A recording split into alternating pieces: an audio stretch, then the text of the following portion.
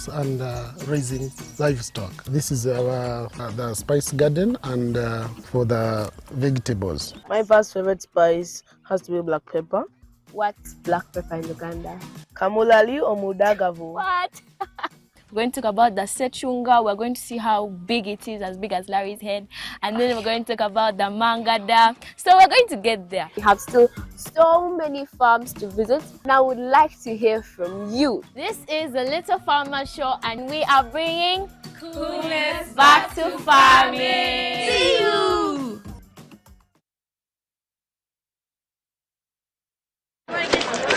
Juko. Yo. Wachiko. Check the shopping, man. What's your secret? Haven't you heard of the parish development model, PDM? Yes, I did, but I thought it was just a talk. No, Sebatia. It is real. I and a few friends together formed a circle, accessed money from the PDM, invested in a poultry project, and now things are moving. Juko. I thought I was one of your friends. You are. But you left me behind. I didn't leave you in poverty. What you do, just visit your LC2 chairperson and your parish chief and start the process of economic transformation. Just like that. Okay. The parish development model is an initiative from the government of Uganda through the Ministry of Local Government designed to transform all lives of Ugandans for the better. PDM, my parish, my development, my life.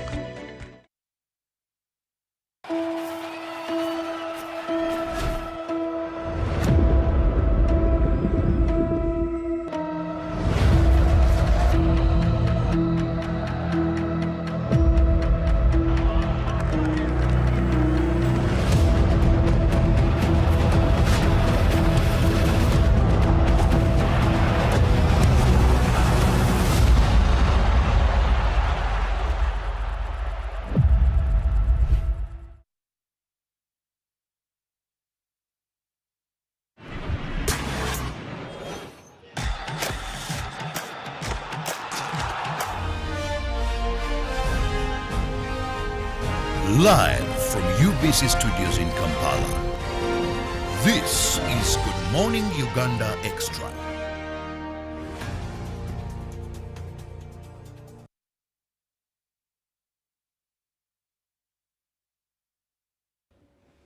Good morning, and thank you so much for being with us on UBC TV. Welcome to the Extra. Now, this morning, we are going to be discussing something very important, which is artificial intelligence. Just to remind you, on the 28th of this month, Uganda will join the rest of the world to celebrate the World Safety and Health Day at Work.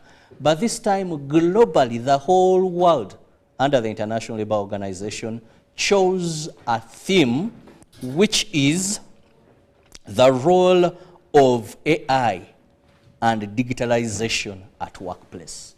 Now, joining me, I have the Vice Chancellor of Victoria University, Professor Lawrence Muganga, but also one of the key people who have led the AI, the artificial intelligence campaign in Uganda. Professor, you're most welcome. Good morning, Robert. Good morning, Uganda. It's a pleasure to be here this morning. Thank you for inviting me. Now, Professor, to begin with, the International Labour Organization, the entire world choosing that this year's theme is looking at the role of AI and digitalization. For years, you've talked about AI, but this being at the global level to choose as a theme, what does this mean? It is simple, and it comes back to really justify what we have been talking about for years. Okay, that AI is here, artificial intelligence. I'll not even go into explaining it because we have done that severely on this very show several times. So, but if you see the International Labour Organization showing up and saying, you know what, this is it, we have to embed it in the theme. That means they're sending a message that the world of work prepare for this thing called artificial intelligence. Maybe it is one escape route we have to even improve our workplaces, okay, to reduce a few hazards here, prevent them, behave proactively to keep every employee safe wherever they are situated in any work environment. So I really welcome that. I think I am getting vindicated every day. When you see bodies like that saying, you know what, it doesn't matter where you're situated, which country you are, the theme that we are carrying this year has to have AI in it, and it has to promote, and it has to be integrated in occupation health and safety within the workplaces. Yeah. Now, when we talk about the role of AI and digitalization, people are wondering, first, let's look at the good that may come with AI. Because now people are already scared. You talk about AI, people are saying disaster is going to befall us. No. Of course, there are so many things we have to think about. Like everything else, everything comes with very, very good things. But it also carries some baggage within it or with it. So you remember the emergence of a phone, okay? It didn't leave post office here, okay? Or different couriers. If you remember, we used to have things like Elma Express. We used to have things like Yellow Pages. We used to have post office. Like, now, those things are history. But look at the best things that have come with a mobile phone. Okay, so we can deliver messages, information, communicate instantly, in real time. You don't have to wait for years or weeks or months to communicate to your loved ones. Look at how people send each other mobile money. That's an economy itself.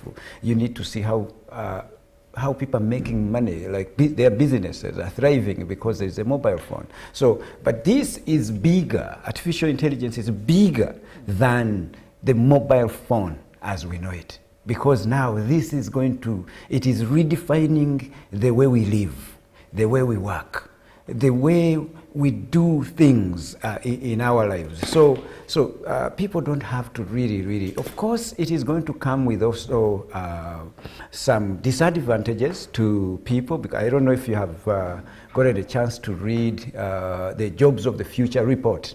This is by the World Economic Forum. It is pointing to the fact that AI inspired jobs, new jobs, are going to be, by the year 2030, they are going to be around 170 million. Okay, 170. That has never happened. There is no technology that has actually potentially promised to create in just 5 years from now to 2030 to create 170 million new jobs. So that is great.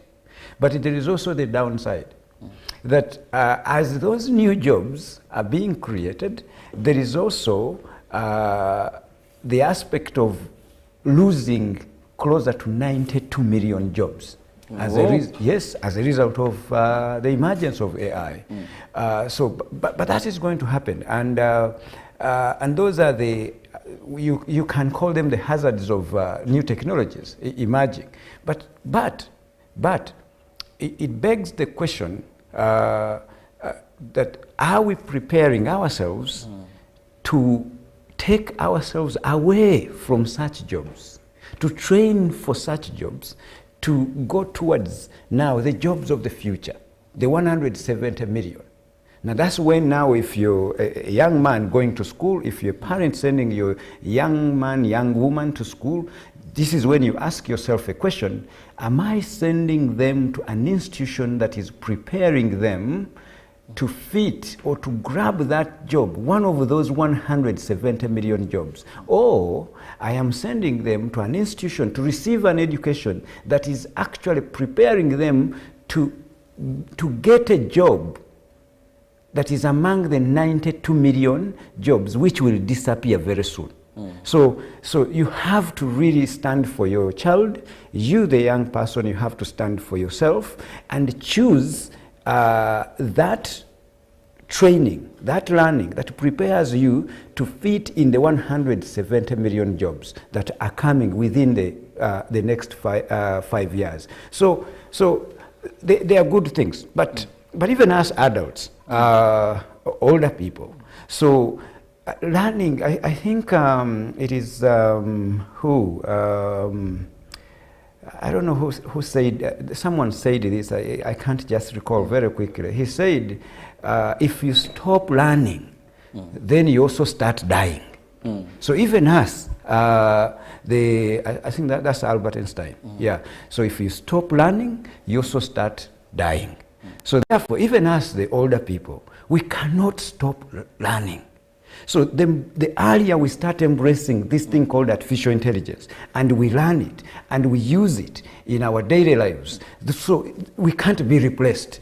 So we can actually adapt to fit into the economy of the 170 million jobs. So that is now what is here. I can't say what is coming. It's already here. It may not be rampant in Uganda, but elsewhere it is the norm now. So, but because we always play a catch-up game, sometimes we don't even catch up, so we are still behind. We are thinking that things are going to change or they will not concern us. No, they will concern us. We like it or not.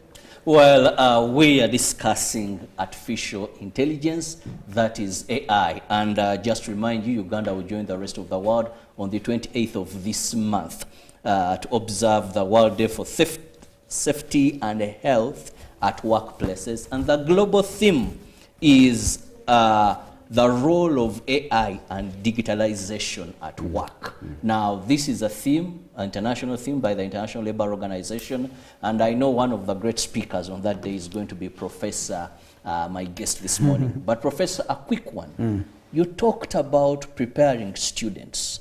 You talked about students going to school and learning to fit in those jobs. Good enough, I have one of the educators you're with us here because you're whole Vice Chancellor of Victoria University.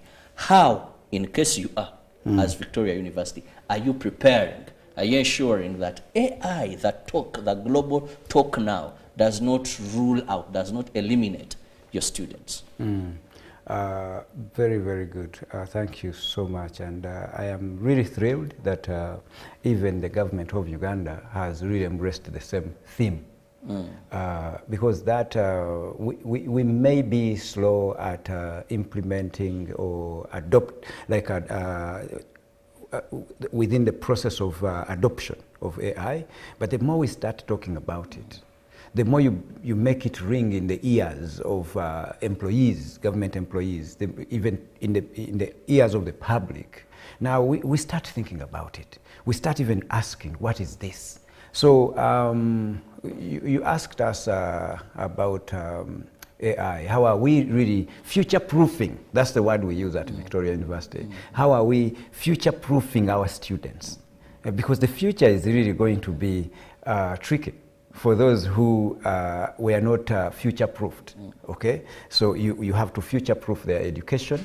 You have to future-proof their jobs, such that they have a chance to get a job when they really enter the world of work. Good enough that that I have to say here is that most of our students don't have to wait for to finish school to go for the world of work. No, they enter the world of work while they are still at school. So, because it's part of the learning process that we are really, really promoting. So, or we are implementing. So we have made sure that we have an AI platform where every student, to those who haven't, they have to, but it is mandatory now that at least every student must complete 5 certifications in different AI-related areas, but related to their field, to the field of study. So if you are doing, for example, marketing, let's pick that up as an example. There are so many digital marketing, for example, AI for digital marketing. You have to do that certification. Then maybe sales, AI for sales, for example. I'm just using things here and there. I'm not the expert in doing these things. So, but they must complete 5 certifications before you graduate. So that means you have the competences, you have the technical know-how, you are exposed to this. At least you can use AI. It can work for you. Prompt engineering is a skill you have acquired. So it's not alien. You're not getting out to meet this animal called AI and you know nothing about it. So, and it's a skill we are adding to the normal studies they are having, on top of being having a system of education that is digitally driven. Because remember, at Victoria University, learning is digitized, teaching digitized, assessment is digitized, you can even say exams are digitized. So students have the opportunity to, they don't have to enroll in a cafe to learn a computer. No, they use it from the day they step at Victoria University to start doing their, pursuing their academic endeavors. So they have to use a computer. So there is no better way to learn how to use a computer if you're, like, you just have to use it. I remember our days, how unfortunate this was. I remember in one class we were, I'm not going to mention the university, I think people will say that I'm going against the university, though I love the university, so it made us. So we used to study introduction to computers, or ICT, but we were 20 people were using one computer. So in other words, and then they gave us a handout. So the teacher would demonstrate, okay, how to use a computer, how to type, the inside of it, and then we have a handout. So you didn't touch a computer, okay? But you have a handout, you read what every concept means, and then you are given an exam. And I remember I got 80% plus. So, and I passed, but I didn't know how to use a computer. Now, just imagine an employer is receiving your transcript and you have 80%, okay? Even though there's no employer now these days who looks at anyone's transcript. So you have 80%, and then they are sure that well, you are technically competent, you can use a computer, but you don't know how to use it. So for us, we are saying you don't have to teach people how to use a computer that way, but you can actually throw them in the deeper end. Give them a computer, give them a tablet, give them a great smartphone, and you take, now use it. Within 3 years of their academic cycle, they are experts actually. They can troubleshoot that gadget, they can revive it if it is really having any issues, they can use it competently, so they can write a report, they can type with speed, so they are so prepared, and now plus AI. Becomes easier. You are dealing with young people. No, there are no better people who really adapt very quickly to technology than young people. So they are digitally competent. You bring AI, they learn these things together, they become the best people in any workplace. So, and all that we are offering it, like the AI Extra is for free for all our students. Well, that is good preparation. Like I've always told you, it's the only university so far in Uganda that I've seen where you don't carry a book, you don't carry a paper, you only carry a laptop or an advanced smartphone. Exams, everything is just there, and it is done on computer. So you must be very well equipped with the computer and very knowledgeable. Now with additional subjects or course modules where we require certificates in AI, then that is what the world is there for.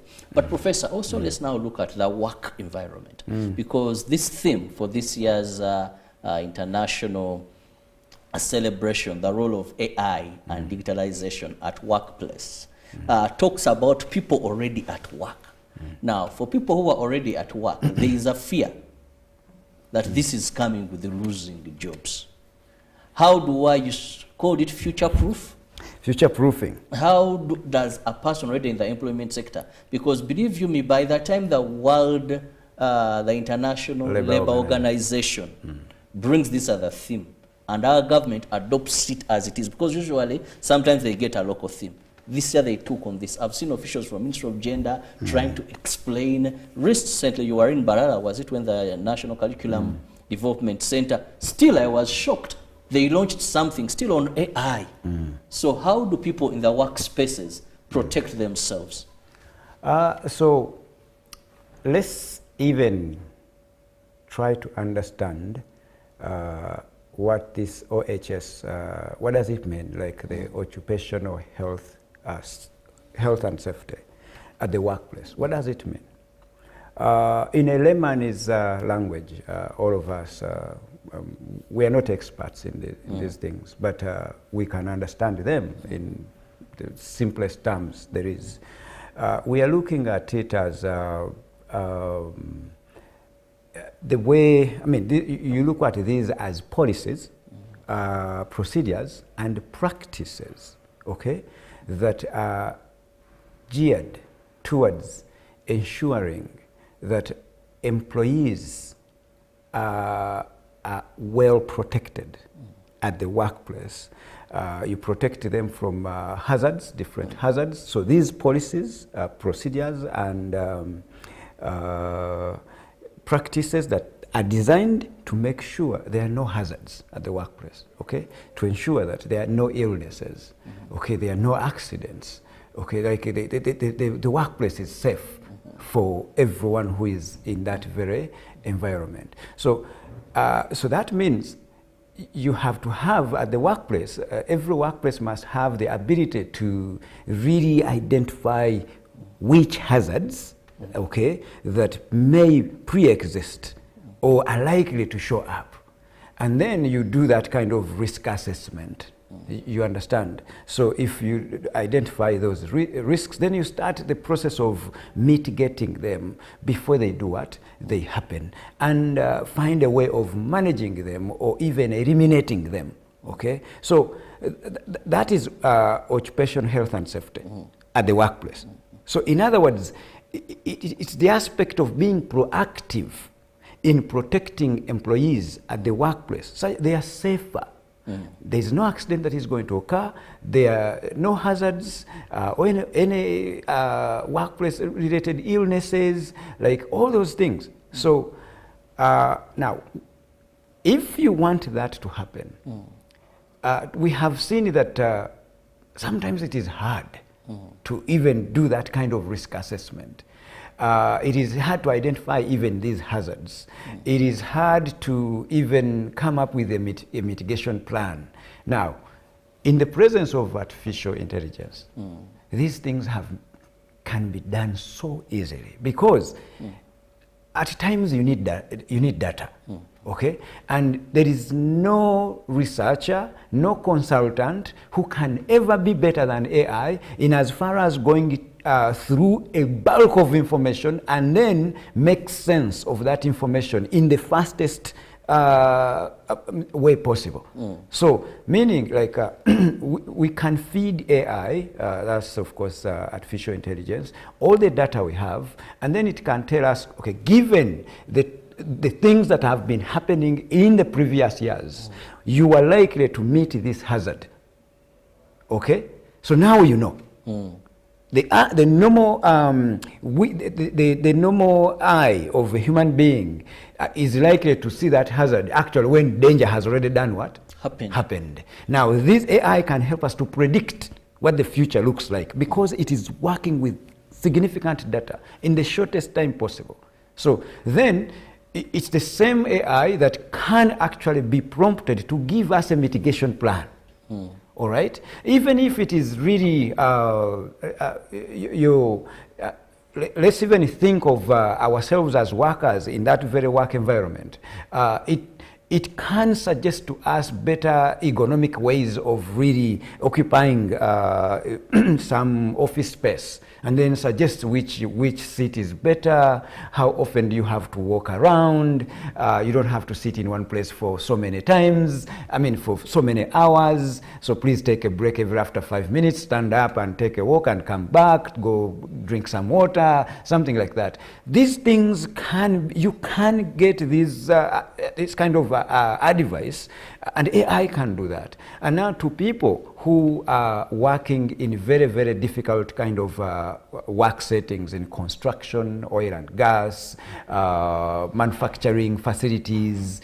Now you can have cameras, of course, where AI is integrated, and now this is centralized. It would, in real time, it will tell you that someone is not wearing a helmet. That's a safety really hazard. Someone actually in a health facility is not wearing the gloves, so that they are supposed to wear.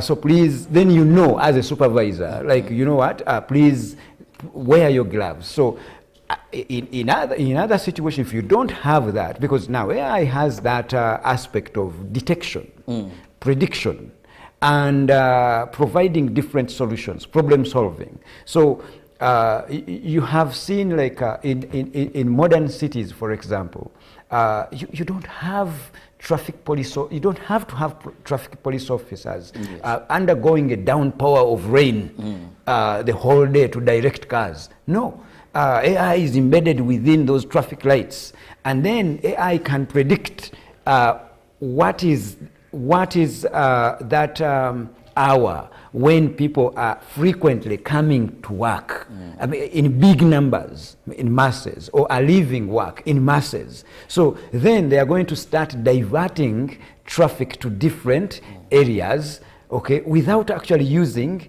human beings to work extra hours. You've just reminded me, one time I hosted the director traffic, Afande Lawrence Niwabine, and he told me, I told him, why do police officers violate our traffic lights? He said, our traffic lights are outdated. They don't think. Exactly. They can't know that jam should be released this side. Now, with AI embedded. Yeah. So now that's a workplace hazard now. To a police officer, that's their workplaces. I mean, when you look at it, that's a workplace for them because they have to stand there, they have to direct traffic. But if we had, you remember AI now thinks, learns, and can interact, and it will communicate, it will solve problems. That's AI. So now, if it is embedded within our traffic, now you are improving the police officer's workplace, where they don't have to be there when it is raining, cats and dogs. No, AI will now detect and say, you know what? No, in the next 1 hour, it is going to be congested here. I'll start diverting people to pass the other side. So, because it is a thinking, it is communicating, okay? It is solving a problem. So you are improving the occupational health and safety is becoming really what we want, okay? In terms of construction, like you're going to realize there are some dangerous confined places or where people have to go really very, very high heights. So these are situations where you are going to have a robot, for example, of course, that has AI integrated into it, and it is going to really do that job. Okay, and you are going to save lives. People don't have to fall down and break their legs, die or something like that, or go into areas that can be submerged and people die from. Yeah, you've seen, again, not to pick on police officers, they do a great job. For example, when they are detecting bombs, for example, they use dogs. So, and someone sometimes has to walk there with a dog. To maybe they walk the dogs, okay? Now suppose this person steps on that bomb, okay? That's a dangerous precedent.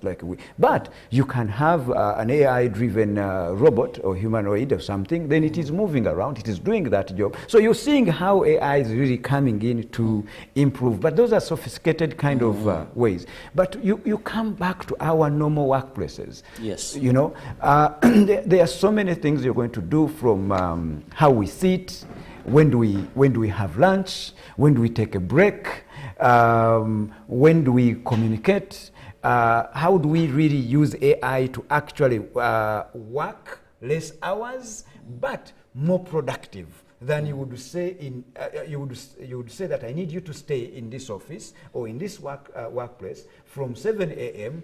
to 9 p.m. So that is in itself actually a hazard, because you are not preventing or supporting this person to avoid illnesses. Okay, within no time this person is not resting enough. Probably they have not even eaten well. their diet is not balanced. So you're not supporting this employee to just live a healthy life, to remain safe at the workplace.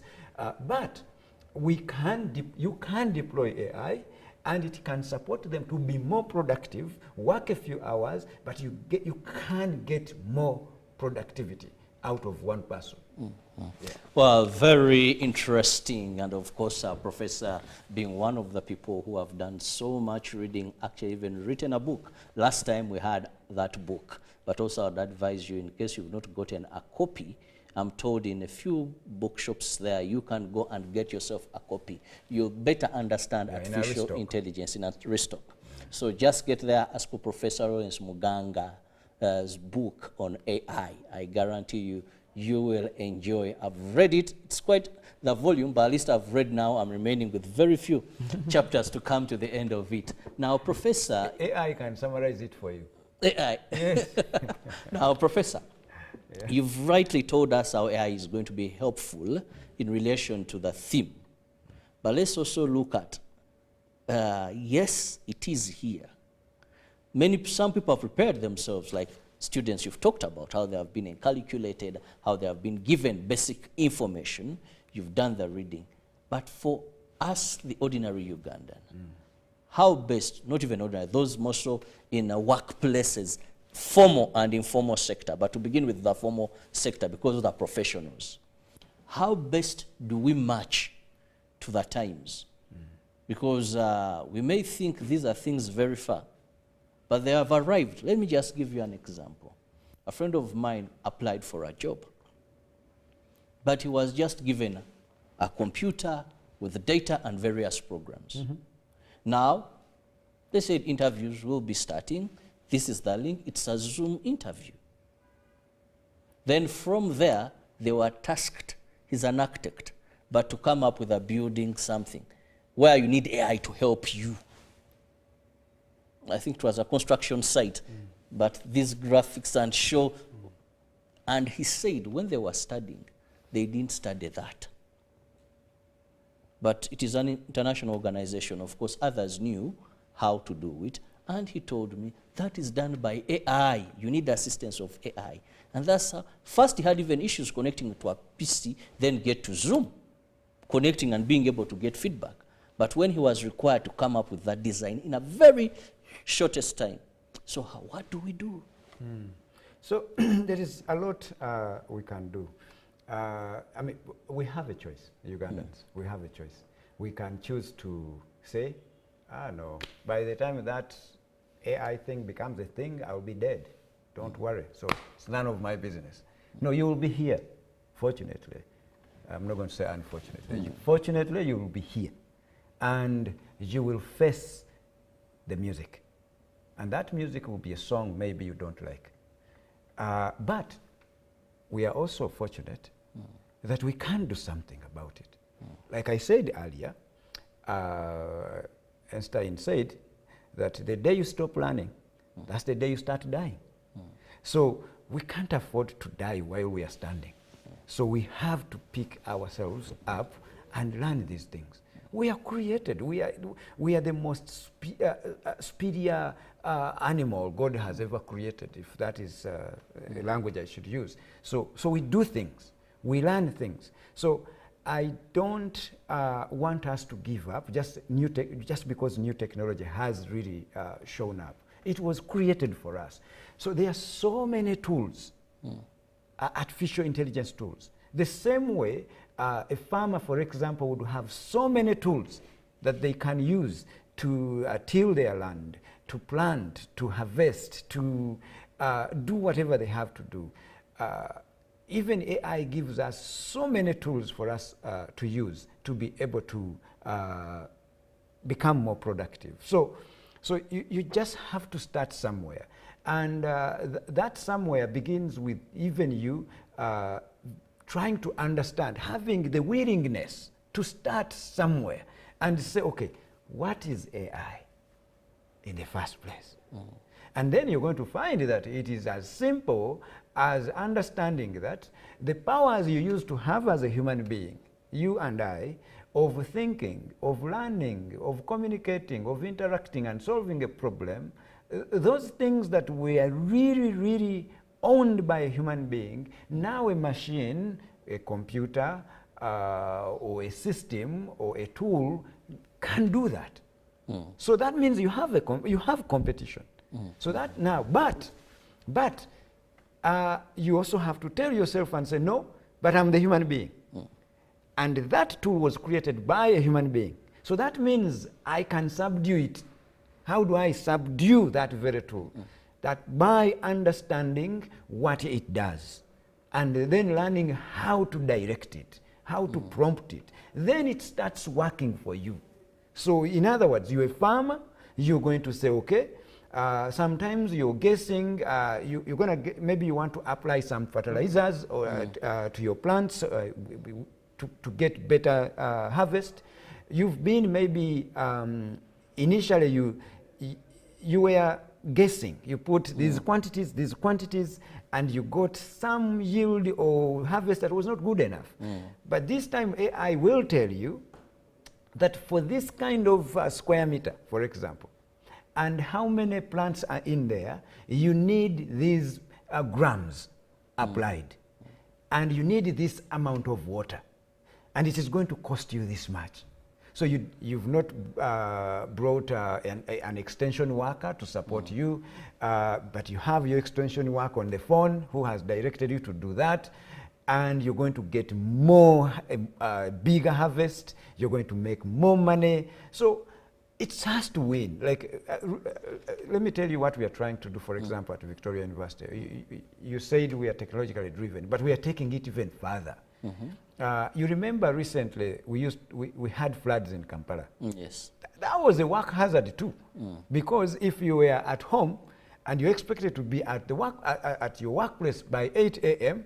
and then the roads are flooded, and then some people are even intimidated to really say that I'm not coming. They throw themselves on that road trying to rush to go to work, and their cars are swept away into those trenches and floods, and people can lose lives. Okay, so but we are working on coming up with systems where you can create an avatar of robot, like now the digital version of robot.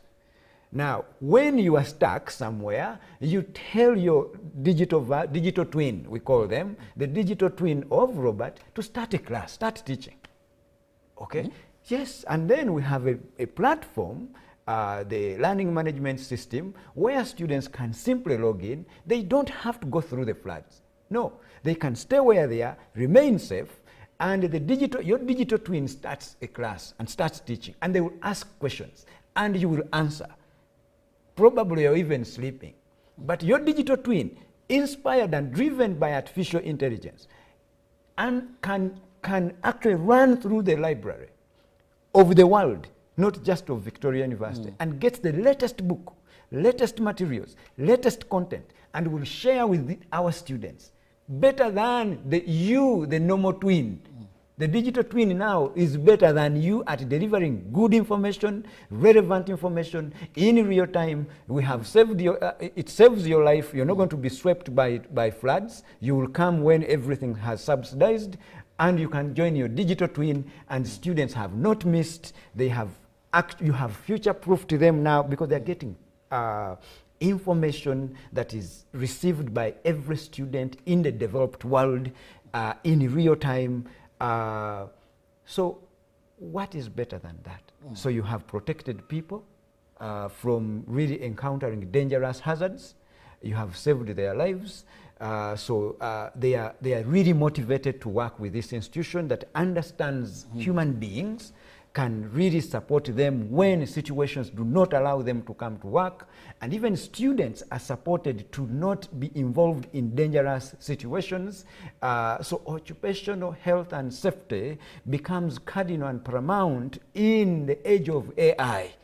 But we have to be willing to put in effort, to learn, to innovate, to create, to do things that look like the times we live in today. The day we sleep on our jobs, the day we start saying that these things are not ours, yes, that is colonization that is still continuing, because we can't decolonize ourselves by just folding hands and say, this, no, it's too complicated for us. It is for the whites. It is for the developed world. No, we want our countries to also become the developed world, that those people who once colonized us should come and look at us as the envy of the world. Do you know how we beat them? We beat them on the following things. We have the youngest population in the world. Yes, that's Do you know the most people who thrive when it comes to emerging technologies? Young people. Okay?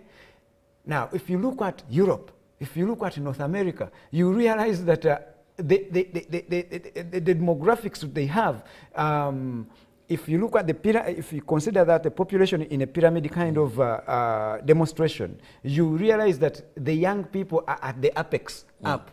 The older people are the ones on the larger side, down. In Africa or in Uganda, you have to invert that. The older people down, the young people are the bigger chunk. So that means we can actually become the doers of the world, because our young people can do these things, can learn these things. We just need to really become pro emerging technologies like AI. We have to build the infrastructure. We have to build systems. We have to bring data centers. And then we allow these students to interact with these new technologies. And you will see how they will take this world by storm. Very informative and interesting deliberations, Professor. We have the greatest young population of the world, and here comes AI. Just to remind you that Uganda will join the rest of the world on the 28th to celebrate, that is, or observe the World Day for Safety and Health at Workplace. And there, Professor really gave an insight of how AI can be used to enhance, that is, safety and health of workers. But remember, the global theme is the role of artificial intelligence, that is AI, and digitalization. Now, Professor, as you were speaking, one thing clicked my mind.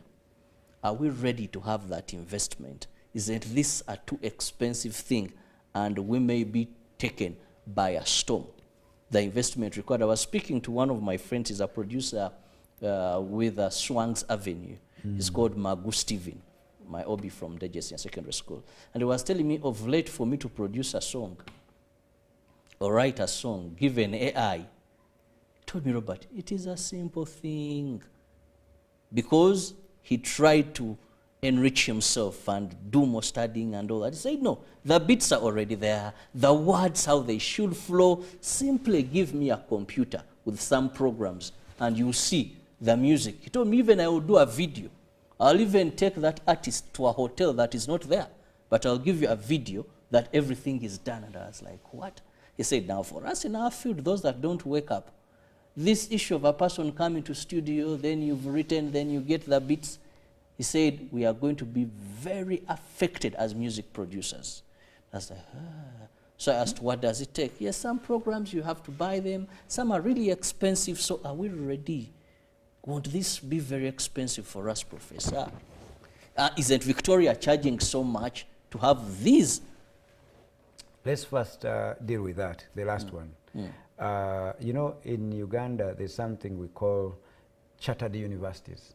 That is a university that government has found fulfilling every requirement it has set up that must be demonstrated by a university. And then it gets chartered, and the only person or office or authority that grants charter is His Excellency the President of the Republic of Uganda, President Museveni. Okay?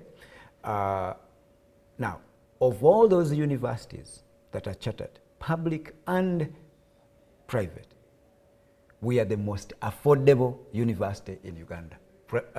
Victoria University is the most affordable university among all those universities. So now you can understand.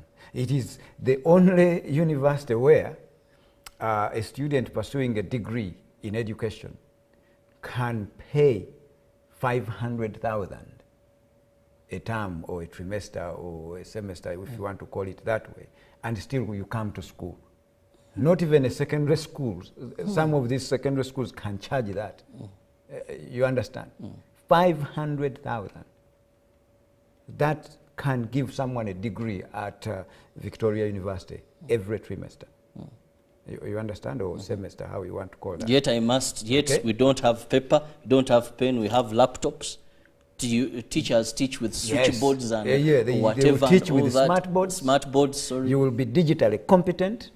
You will never write an exam with a pen. You understand? So we don't want you to really learn a skill that I said we future-proof students. In other words, we take them to the future when they can fit there. We don't want them to go to a future when they are already obsolete. They can't fit there. That's why the future is digital. The now is digital. So why are you practicing your handwriting that you're not going to and use? And coursework. Yes. So coursework digitized. Learning digitized. Exams digitized. Every other admin task a student has to really involve themselves in, managing results digitized. Like, you name it. There is nothing that is manual. Okay? It's digital. So you live when you really have the digital competencies, the mastery that you require as a student to fit in the now and the future. That's what we are talking about, what we call future-proofing a student, such that their education is future-proofed. It's not expired exposure or education or you name it. So now, coming back to the question you asked me, like, are we really going to afford this as a country? Now, you again have to ask yourself, okay, now what if we can't afford? Okay, just because you really feel like it is very hard and long to walk to Jinja without a car. But you have to go to Jinja. It is important that you arrive where? Jinja City. Does that mean that you really can't try? No, maybe start walking. While you reach somewhere, Ministry of Internal Affairs, Jinja Road somewhere, maybe you'll get a ride, and you get there. So in business, anyone who has started a business, they will tell you that you have to at least, you have to you invest something, okay? And then you are going to look at the return on investment. I can guarantee you that the beginning may be hard. The beginning may be very expensive, which I don't even believe that it is very expensive. No, but it may be very expensive, as people may choose to really portray that to be. But the harvest, the return on investment, it can't even be times 100. It may, if you wish, it may even be it is 1,000x, 1,000 times. Okay? The return on investment is great for our country. Now, let me give you an example. If you woke up and said, for example, we are banning use of, let me just think about schools, only schools. We are banning use of paper, okay? Handwriting and paper in every school. In this country. You may even say, okay, primary is okay. But maybe university. Let's say ban use of paper in universities. Because people are coming to work. Yes. They have to give reports digitally. Everything now, it is Zoom meetings have become Zoom meetings and all that. If you did that, you realize that you can actually save in the upwards of 20 billions a year. If you saved 20 billions a year, you can build data centers, AI data centers, that every university can use, every student in this country can use, okay? So you can actually avail every higher education student with a gadget for free, okay? For them to learn these skills because they have to have a gadget. You can avail them with a gadget for free. Okay. And what you have banned, it's not that you are destroying something. No, you are actually doing what is right. You are saving the environment. You are cutting costs. Okay, you are inspiring young people to be digitally competent, to master the digital skills that they really need in the world we live in today. So we are actually doing away with the obvious that other people have really put aside. Okay, and of which their nationals are the ones that are taxed, and their tax, we borrow it as loans in our country. Okay, we borrow that money as loans, their taxes. The people who have acquired digital competencies, the people who don't go to boarding schools, the people who don't write national exams, the people who don't handwrite their exams, they are the ones who are more productive, and they make a lot of money, and some of it we borrow it as loans, through the World Bank, through IMF, through individual countries. Some of it we get it as grants to come and support our budget. Why can't we wish ourselves well? Why can't we do the right things? Who said that today a student to sit on a desk and starts answering, writing answers in an answer booklet is something that is great, that we still need in this country? We don't. We need a student to have a gadget, sit and type everything. In the process of learning to type, they are learning very many things. They are learning how to use a computer. They are getting digital competencies. They can now navigate the computer. They can troubleshoot it. So when they come to the world of work, they are experts. They can do their CV, they can do their application, they can write their report in minutes, they can be productive to any organization, they will make their supervisors look great. They may not even look for, put pressure on government that they need jobs here, because there is no, by the way, let me even make this clear for everyone, that there is no government, not here in Uganda, not anywhere in the world, that will create enough jobs for its people. It can't happen. It doesn't happen that way. But any government can create an environment where everyone can thrive. And thrive how? Where anyone is able to create something, to innovate, to set up something, using the experience they have, the knowledge they have acquired. But now that's when education has to matter. So the education you receive, the practice you receive, is what is going to matter in your life, in your family's life, in the country's life, but not a government creating a job for you. A job is not something that will actually make you a millionaire, a billionaire. It may not kill you because it will give you something to survive on, but it will never make you thrive. But if you get decent education that allows you to think, to create, to innovate, you can create. We are surrounded by problems. Everywhere you look, there is a problem. Just pick one problem and find a solution, and then monetize that solution, and then you have a startup, and then you have a business. You are employing yourself. You are employing so many people because you need them to help you work out something, and you go big. That's how people create businesses, create jobs, not government. No, not government. But government must do the things that I said earlier. Create an environment. When you talk about data centers, AI data centers, they are going to help young people, the majority of this population, to start thinking, to come up with better, like bring to life the ideas they have, because now AI is going to help them fast track that thinking process and prototyping their ideas, something they would not do if they don't have this resource. So that's the environment I'm talking about. So much as we want our people to really create jobs, we have also to create an ecosystem that is helping them to be able to create, to innovate, to solve problems, to come up with good ideas. So infrastructure,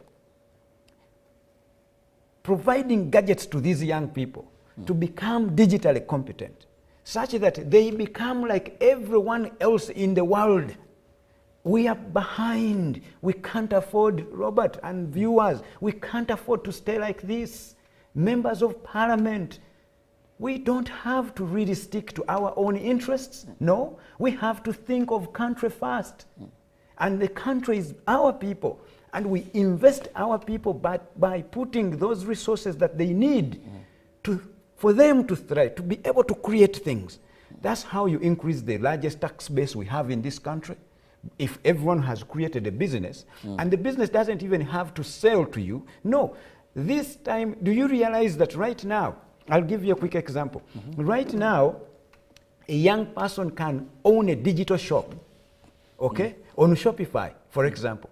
To those who understand what Shopify is, it's like, you see Amazon. You can create an Amazon, that's an online shop, but on Shopify, which manages your accounts, but you have what we call drop shippers, drop shipping companies. Like there are so many, AliExpress, there are Alibaba's, there are CJ drop shipping. There are so many companies that go around the world and source products, and then you bring them to your shop without paying a penny.